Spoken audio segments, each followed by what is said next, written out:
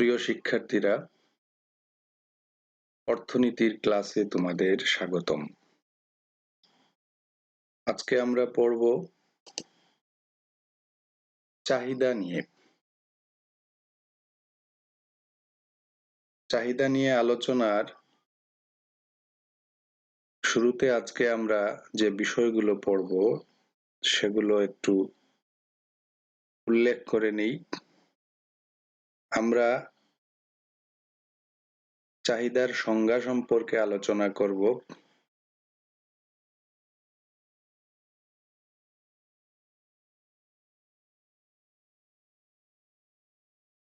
আর দ্বিতীয়ত আলোচনা করব চাহিদার নির্ধারক নিয়ে।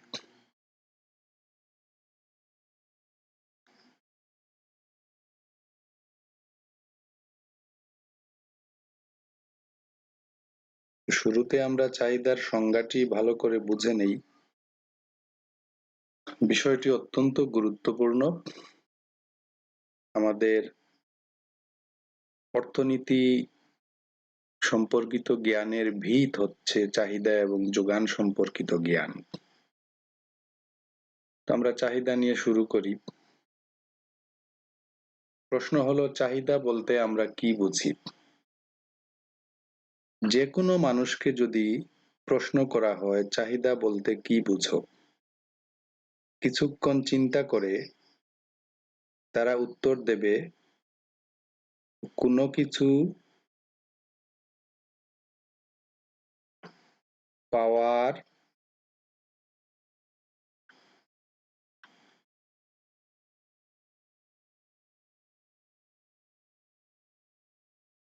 আকাঙ্ক্ষাকে চাহিদা বলে। যে কোনো মানুষকে যদি জিজ্ঞেস করা হয় চাহিদা কি, তারা এই উত্তরটি দেয় যে কোনো কিছু পাওয়ার আকাঙ্ক্ষাকে চাহিদা বলে। আমার অভিজ্ঞতায় আমি দেখেছি, যারা ছাত্র জীবনে অর্থনীতি নিয়ে পড়েছে বা অর্থনীতি কোনো না কোনো শ্রেণীতে পাঠ্য ছিল, এই উত্তরটি তারাও দেয়। এটা খুবই দুঃখজনক একটি বিষয় যে অর্থনীতি পড়ার পরেও যদি আমরা বলি কোনো কিছু পাওয়ার আকাঙ্ক্ষাকে চাহিদা বলে, তাহলে এর চেয়ে হতাশার আর কিছু হতে পারে না। তো অর্থনীতিতে কোনো কিছু পাওয়ার আকাঙ্ক্ষাকে বলা হয় অভাব। এই বিষয়টি আমাদের মনে রাখতে হবে। অভাবের ইংরেজি হচ্ছে ওয়ান্ট।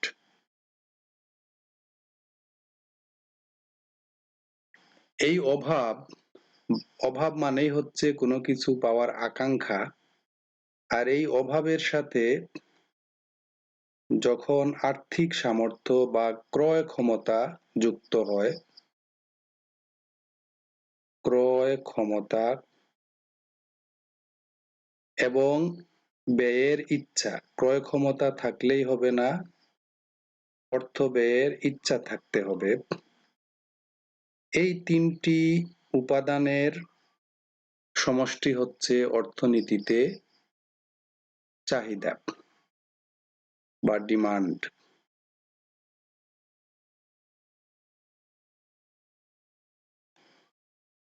তাহলে আমরা আর কখনোই বলবো না যে কোনো কিছু পাওয়ার আকাঙ্ক্ষাকে চাহিদা বলে।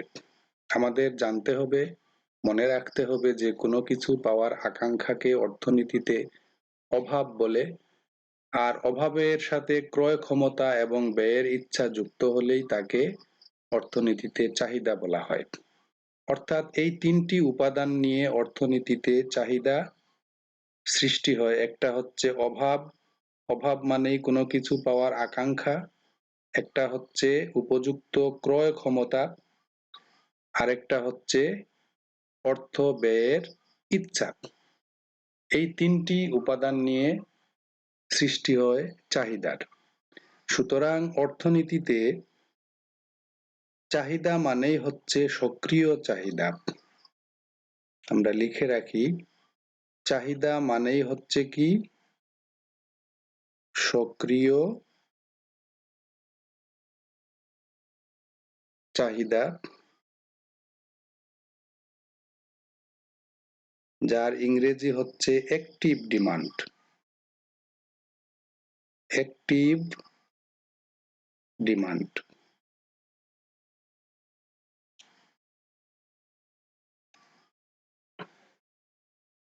এই হলো চাহিদা সম্পর্কিত প্রাথমিক বোঝাপড়া। এখন আমরা চাহিদার সংজ্ঞা লিখব। কি লিখব? চাহিদার সংজ্ঞা হচ্ছে কোনো কিছু পাওয়ার আকাঙ্ক্ষা যখন উপযুক্ত ইচ্ছা এবং ক্রয় ক্ষমতা দ্বারা সমর্থিত হয় তখন তাকে চাহিদা বলে। আমরা লিখে নিই যে কোনো কিছু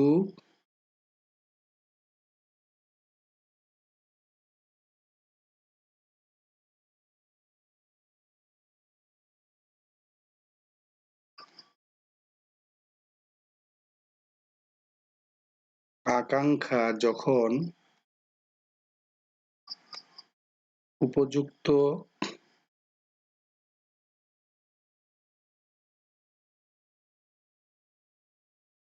ক্রয় ক্ষমতা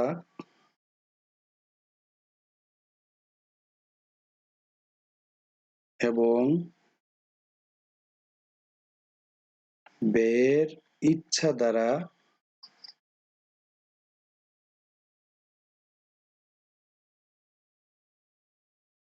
সমর্থিত হয়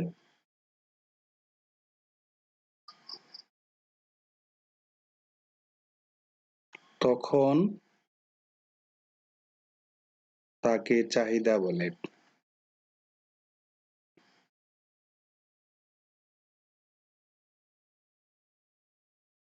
অর্থাৎ চাহিদা মানেই হচ্ছে সক্রিয় চাহিদা।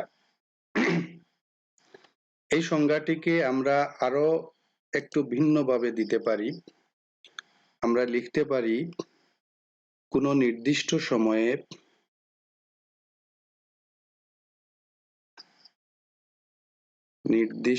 সময়ে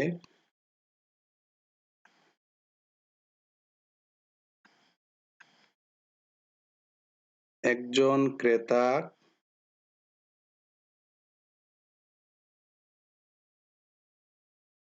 বিভিন্ন দামে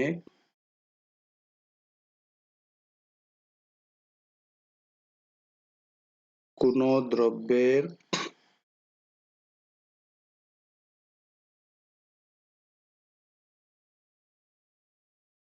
যে বিভিন্ন পরিমাণ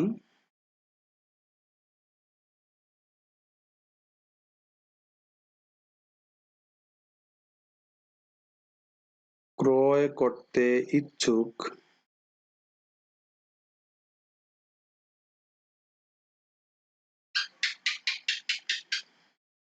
এবং সমর্থ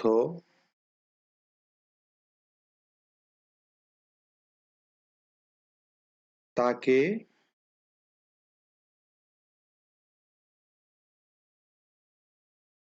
চাহিদা বলে।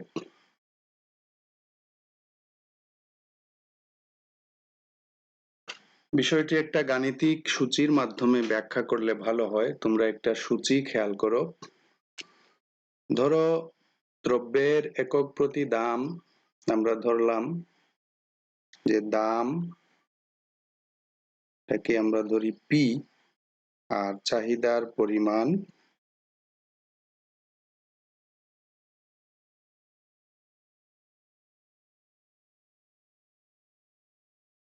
কিউডি। তাহলে দাম মনে করো দাম যখন 1 টাকা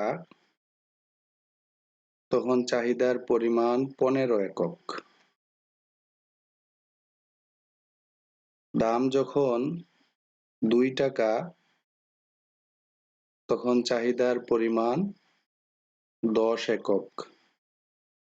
দাম যখন 3 টাকা তখন চাহিদার পরিমাণ 5 একক। এই যে সূচিটি তোমরা দেখতে পাচ্ছ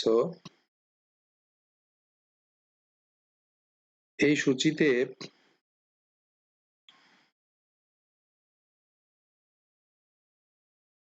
কি হয়েছে? দামের বিপরীতে চাহিদার পরিমাণগুলো দেখানো হয়েছে এবং প্রতিটি দামে চাহিদার পরিমাণ ভিন্ন ভিন্ন। দাম যখন বৃদ্ধি পাচ্ছে তখন চাহিদার পরিমাণগুলো হ্রাস পাচ্ছে। আবার উল্টা দিকে যদি আমরা চিন্তা করি, দাম যখন হ্রাস পাচ্ছে তখন চাহিদার পরিমাণ বৃদ্ধি পাচ্ছে।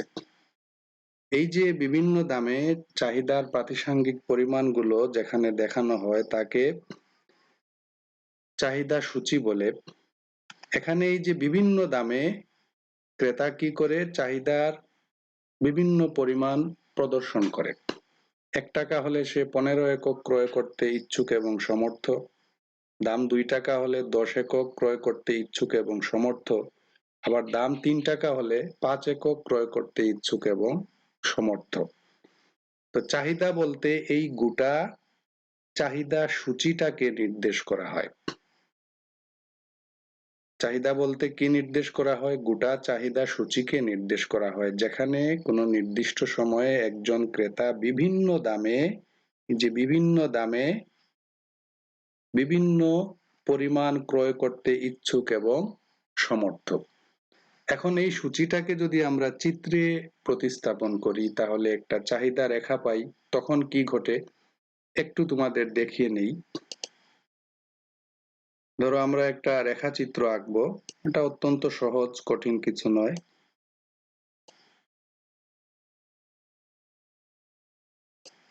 আমরা 2 অক্ষ বিশিষ্ট একটা চতুর্থাঙ্ক নিলাম।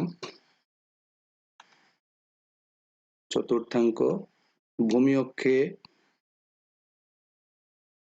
এই ভূমি অক্ষে x, এখানে ধরলাম আমরা চাহিদার পরিমাণ, সংক্ষেপে আমি লিখলাম অর্থাৎ QD। আর লম্ব অক্ষে আমরা ধরলাম দাম P। এখন এটা হচ্ছে আমাদের মূলবিন্দু 0।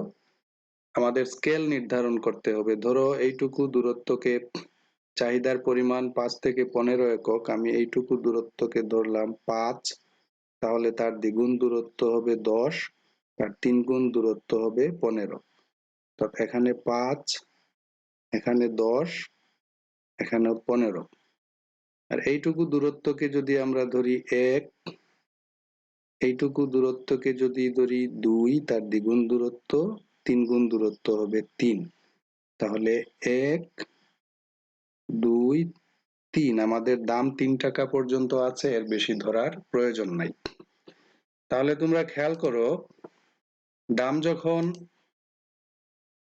1 টাকা তখন চাহিদার পরিমাণ হচ্ছে 15 একক। আমরা 1 টাকা থেকে 15 একক দূরত্ব পর্যন্ত একটি সরল রেখা টানব ভূমি অক্ষের সমান্তরাল করে, আর 15 একক থেকে লম্ব অক্ষের সমান্তরাল করে 1 টাকা দূরত্ব পর্যন্ত একটি রেখা টানব। এই দুটি রেখা যে বিন্দুতে মিলিত হবে সেই বিন্দুটি হচ্ছে আমাদের 1 টাকা এবং 15 একক নির্দেশক বিন্দু। এই বিন্দুর নাম আমরা দিয়ে দিলাম 1। তারপরে দাম যখন 2 টাকা তখন চাহিদার পরিমাণ 10 একক। পূর্বের মতোই আমরা এই বিন্দুটি নির্ধারণ করলাম।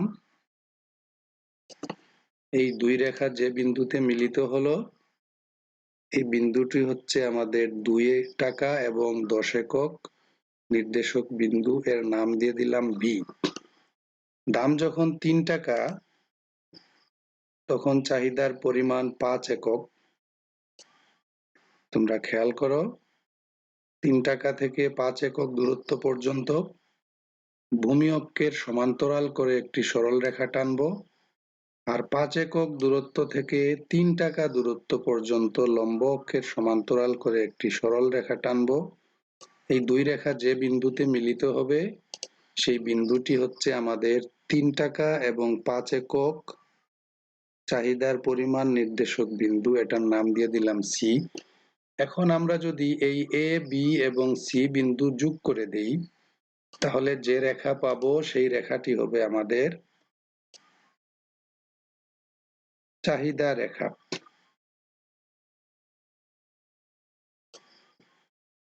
এই রেখাটির একটা নাম দিয়ে দেই, যেহেতু এটি চাহিদা রেখা এর নাম দিয়ে দিলাম DD। এই যে সূচিটি চিত্রে প্রতিস্থাপন করে আমরা চাহিদা রেখা পেলাম, এই রেখা কি করে বিভিন্ন দামে চাহিদার বিভিন্ন পরিমাণগুলো নির্দেশ করে। সূচিতে যা নির্দেশ করেছিল 1 টাকা দামে 15 একক চাহিদার পরিমাণ, এই চিত্রের এ বিন্দু অনুযায়ী ডিডি চাহিদা রেখা বরাবর এ বিন্দু অনুযায়ী 1 টাকা দামে চাহিদার পরিমাণ 15 একক। সূচিতে 2 টাকা দামে চাহিদার পরিমাণ 10 একক, এই রেখাচিত্রেও 2 টাকা দামে চাহিদার পরিমাণ 10 একক।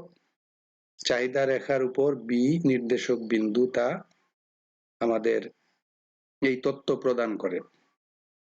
সূচিতে 3 টাকা দামে চাহিদার পরিমাণ 5 একক, চিত্রেও 3 টাকা দামে চাহিদার পরিমাণ 5 একক প্রকাশ করে ডিডি রেখার সি বিন্দুটি।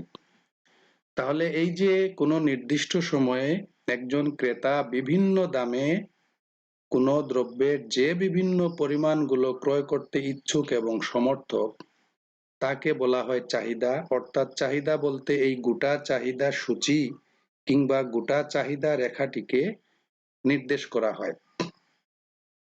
এখন দেখো এই সূচিতে বা চিত্রে যে কোনো একটি দাম আমরা যদি বিবেচনা করি, মনে করো আমরা 2 টাকা দাম বিবেচনা করলাম, সরি, এই 2 টাকা দামে চাহিদার পরিমাণ 10 একক।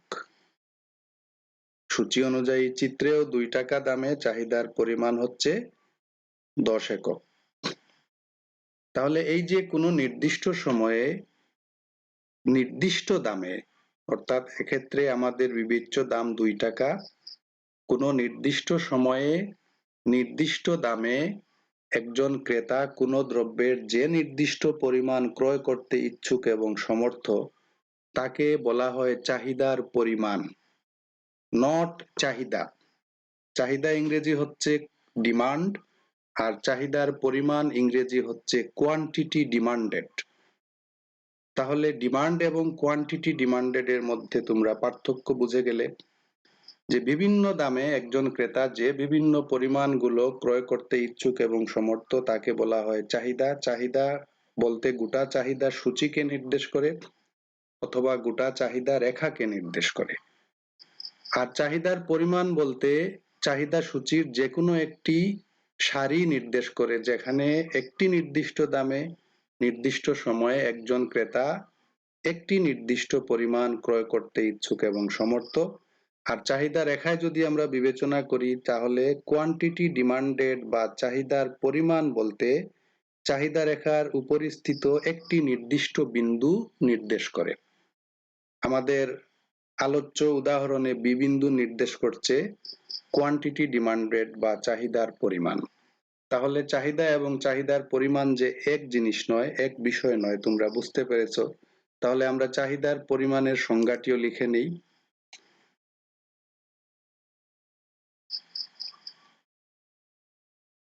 চাহিদার পরিমাণ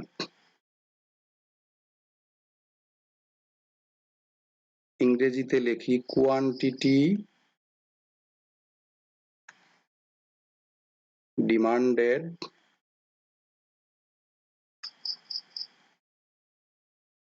কি, এই বিষয়টি তোমরা খেয়াল রেখো, এটি খুব সূক্ষ্ম একটি বিষয়, বেশিরভাগ ছাত্রছাত্রী এখানেই ভুল করে। আমরা লিখবো কি, কোনো নির্দিষ্ট সময়ে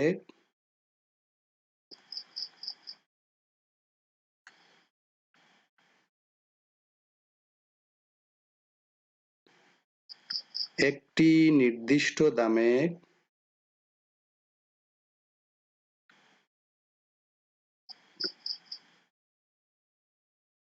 একজন ক্রেতা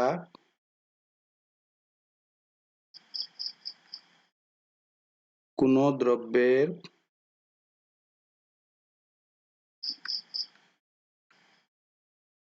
যে নির্দিষ্ট পরিমাণ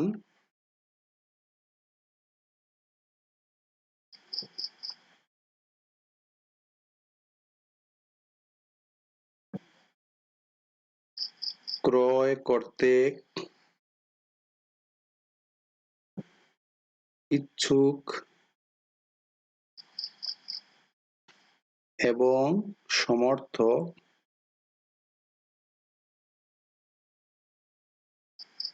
তাকে চাহিদার পরিমাণ বলে। এই বিষয়টি তোমরা কখনো ভুল করো না, ভুল করলে সমস্যা আছে। তাহলে এই হচ্ছে আমাদের চাহিদার পরিমাণের সংজ্ঞা, পূর্বে দিয়ে এসেছি চাহিদার সংজ্ঞা। আমরা বোঝার জন্য লিখতে পারি যে চাহিদার পরিমাণ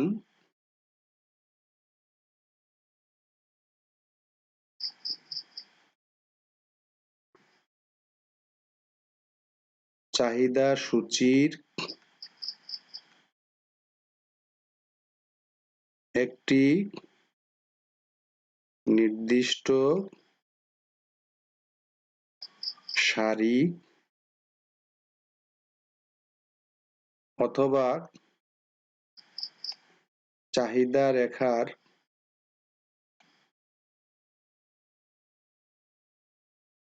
একটি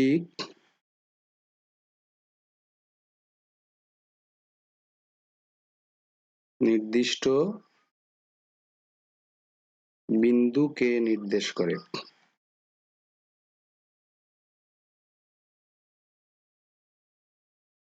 আশা করি তোমরা চাহিদা এবং চাহিদার পরিমাণের মধ্যে আর কখনো গন্ডগোল লাগাবে না। এই হচ্ছে চাহিদার সংজ্ঞা এবং চাহিদার পরিমাণের সংজ্ঞা। চাহিদা এবং চাহিদার পরিমাণের মধ্যে স্পষ্ট পার্থক্য আমরা নির্ণয় করলাম। এখন আমরা চাহিদার নির্ধারক বা প্রভাবক নিয়ে আলোচনা করব। আলোচনার বিষয় হচ্ছে চাহিদার নির্ধারক বা প্রভাবক সমূহ।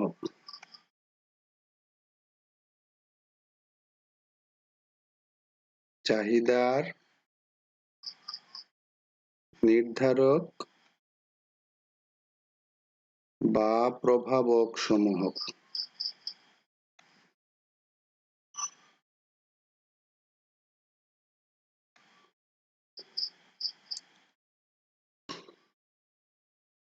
যে কোনো দ্রব্যের চাহিদা অনেকগুলো বিষয় দ্বারা প্রভাবিত হয়, অনেকগুলো বিষয় দ্বারা নির্ধারিত হয়। ওই বিষয়গুলোকে, অর্থাৎ যে সকল উপাদানের উপর চাহিদা নির্ভরশীল বা যে সকল উপাদান দ্বারা চাহিদা প্রভাবিত হয়, সেই সকল উপাদানকে বলা হয় চাহিদার নির্ধারক বা প্রভাবক। কারণ চাহিদার অনেক নির্ধারক বা প্রভাবক আছে, আমরা সেগুলো নিয়ে একটু আলোচনা করি। ওই আলোচনার মাধ্যমে আজকের ক্লাস সমাপ্ত হবে। প্রথমত হচ্ছে দ্রব্যের নিজস্ব দাম। এটি চাহিদার সবচেয়ে গুরুত্বপূর্ণ নির্ধারক। দ্রব্যের নিজস্ব দাম। দ্রব্যের দামের উপর চাহিদা অতিমাত্রায় নির্ভরশীল। যদি অন্যান্য পরিস্থিতি স্থির থাকে তাহলে দাম বাড়লে চাহিদার পরিমাণ হ্রাস পায় আর দাম কমলে চাহিদার পরিমাণ বৃদ্ধি পায়। অর্থাৎ দ্রব্যের নিজস্ব দামের উপর যে কোনো দ্রব্যের চাহিদা প্রধানত নির্ভরশীল। দ্বিতীয়ত হচ্ছে ক্রেতার আয়।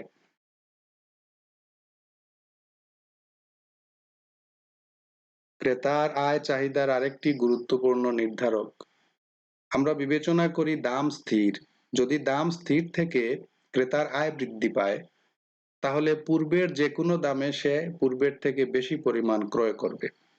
আবার দাম স্থির অবস্থায় যদি ক্রেতার আয় হ্রাস পায় তাহলে পূর্বের প্রতিটি দামে সে আগের থেকে কম পরিমাণে ক্রয় করবে। অর্থাৎ ক্রেতার আয় দ্বারা চাহিদা খুব বেশি প্রভাবিত হয়। ক্রেতার আয় চাহিদার একটি গুরুত্বপূর্ণ নির্ধারক। তারপরে আছে ক্রেতার রুচি বা পছন্দ।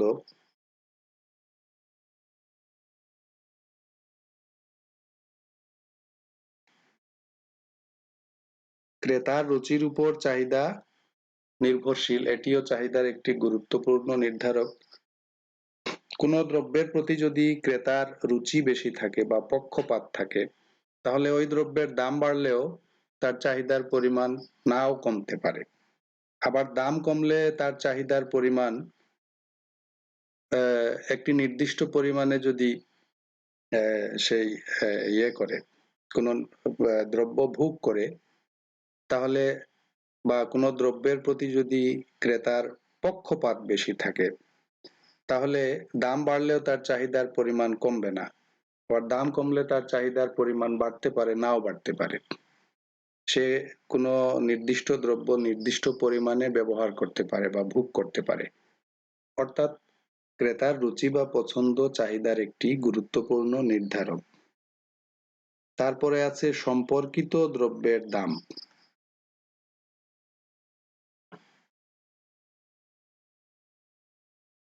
সম্পর্কিত দ্রব্য বলতে আমরা কি বুঝি? বিকল্প এবং পরিপূরক। বিকল্পকে পরিবর্তকও বলা হয়। বিকল্প এবং পরিপূরক দ্রব্যের দাম। এই বিকল্প এবং পরিপূরক দ্রব্য নিয়ে আমি একটি স্বতন্ত্র ক্লাস আপলোড করব। আপাতত আমরা বুঝে নেই বিকল্প দ্রব্য হচ্ছে এমন দুইটা দ্রব্য যাদের মধ্যে একটার পরিবর্তে আরেকটা ব্যবহার করা যায়, আর পরিপূরক দ্রব্য হচ্ছে এমন দুইটা দ্রব্য যেগুলো একসাথে ব্যবহার করতে হয়। বিকল্প দ্রব্যের দামের উপর নির্দিষ্ট দ্রব্যের চাহিদা নির্ভরশীল। বিকল্প দ্রব্যের দাম কমে গেলে নির্দিষ্ট দ্রব্যের চাহিদা হ্রাস পায়, বিকল্প দ্রব্যের দাম বাড়লে নির্দিষ্ট দ্রব্যের চাহিদা বৃদ্ধি পায়। আবার পরিপূরক দ্রব্যের দামের উপরও চাহিদা নির্ভরশীল। পরিপূরক দ্রব্যের দাম বেড়ে গেলে নির্দিষ্ট দ্রব্যের চাহিদা হ্রাস পায়, আর পরিপূরক দ্রব্যের দাম কমলে নির্দিষ্ট দ্রব্যের চাহিদা বৃদ্ধি পায়। এইভাবে সম্পর্কিত দ্রব্যের দাম চাহিদার একটি গুরুত্বপূর্ণ নির্ধারক বা প্রভাবক। অর্থাৎ বিকল্প দ্রব্যের দাম চাহিদাকে প্রভাবিত করে, পরিপূরক দ্রব্যের দামও চাহিদাকে প্রভাবিত করে। এরপরে আছে ভবিষ্যৎ দাম সম্পর্কে ক্রেতার প্রত্যাশা। ভবিষ্যৎ দাম সম্পর্কে ক্রেতার প্রত্যাশা অনুযায়ী বর্তমানে কোনো দ্রব্যের চাহিদা প্রভাবিত হয়। কিভাবে? যদি ক্রেতা মনে করে ভবিষ্যতে দ্রব্যের দাম আরো বাড়তে পারে, তাহলে বর্তমানে দাম বৃদ্ধি সত্ত্বেও চাহিদার পরিমাণ বাড়তে পারে। আবার যদি ক্রেতা মনে করে ভবিষ্যতে দাম আরো কমবে, বর্তমানে দাম কমা সত্ত্বেও তার চাহিদার পরিমাণ বাড়বে না, সে ভবিষ্যতের অপেক্ষা করবে, দাম যখন আরো কমবে তখন সে বেশি পরিমাণে ভোগ করবে। এইভাবে ভবিষ্যৎ দাম সম্পর্কে ক্রেতার প্রত্যাশা চাহিদাকে প্রভাবিত করে, বা এই ভবিষ্যৎ দামের প্রত্যাশা প্রত্যাশা দ্বারা চাহিদা প্রভাবিত হয়, নির্ধারিত হয়। তারপরে আরেকটি গুরুত্বপূর্ণ প্রভাবক বা নির্ধারক হচ্ছে আবহাওয়া বা ঋতু পরিবর্তন। আবহাওয়ার উপর কোনো দ্রব্যের চাহিদা নির্ভরশীল হতে পারে, ঋতু পরিবর্তন দ্বারা চাহিদা নির্ভরশীল হতে পারে। কিভাবে?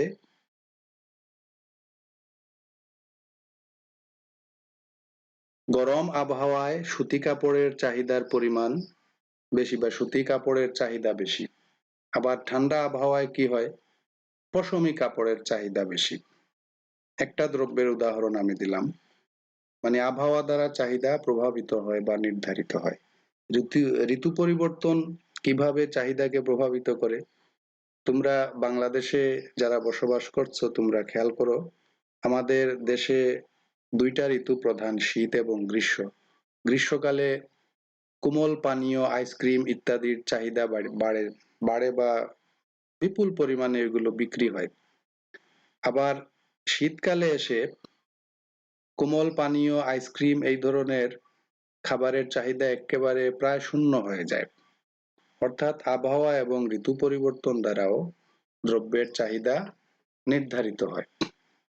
তারপরে আমরা লিখতে পারি বাজারে ক্রেতার সংখ্যা। বাজারে ক্রেতার সংখ্যার উপর দ্রব্যের চাহিদা নির্ভরশীল। বাজারে ক্রেতার সংখ্যা যদি বাড়ে, তাহলে কোনো দ্রব্যের চাহিদা বাড়বে। আবার বাজারে ক্রেতার সংখ্যা যদি কমে যায়, তাহলে কোনো দ্রব্যের চাহিদা কমবে। এইভাবে বাজারের ক্রেতার সংখ্যা কি করে চাহিদাকে প্রভাবিত করে বা এর দ্বারাও চাহিদা নির্ধারিত হয়। তারপরে আমরা বলতে পারি সময় সময় চাহিদার একটি গুরুত্বপূর্ণ নির্ধারক। সময়ের পরিবর্তনের সাথে সাথে সকল দ্রব্যের চাহিদাই পরিবর্তিত হয়। আজকে যে দ্রব্যের চাহিদা কম, সময়ের পরিবর্তনের সাথে তার বিপুল চাহিদা সৃষ্টি হতে পারে। আবার আজকে যে দ্রব্যের চাহিদা অতিমাত্রায় বেশি, সময়ের পরিবর্তনের সাথে সাথে তার চাহিদা হ্রাস পেতে পারে। অর্থাৎ সময় এইভাবে যে কোনো দ্রব্যের চাহিদাকে প্রভাবিত করে, সময় দ্বারা চাহিদা নির্ধারিত হয়। এই কয়েকটি নির্ধারক, এগুলো প্রধান নির্ধারক আমি সংক্ষেপে আলোচনা করলাম। তোমরা বই পড়ে বিস্তারিত জানার চেষ্টা করবে। পরবর্তী ক্লাসে আমি চাহিদা বিধি নিয়ে আলোচনা করব। তো আজকে আমরা কি কি শিখলাম এই বিষয়গুলো আরেকবার উল্লেখ করে নেই। আমরা আজকে শিখলাম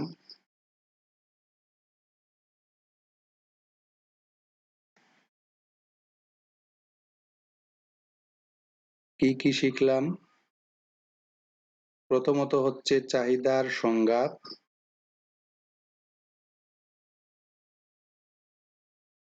তারপরে শিখলাম চাহিদার পরিমাণের সংজ্ঞা,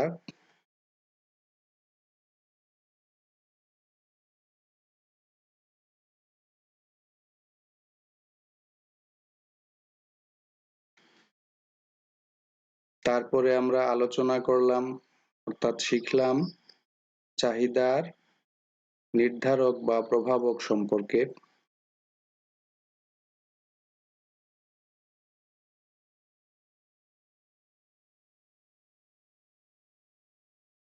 অর্থনীতি পড়তে গেলে এই বেসিক নলেজ অত্যন্ত গুরুত্বপূর্ণ। তোমাদের এই বিষয়গুলো ভালোভাবে অনুধাবন করতে হবে, জানতে হবে, বুঝতে হবে।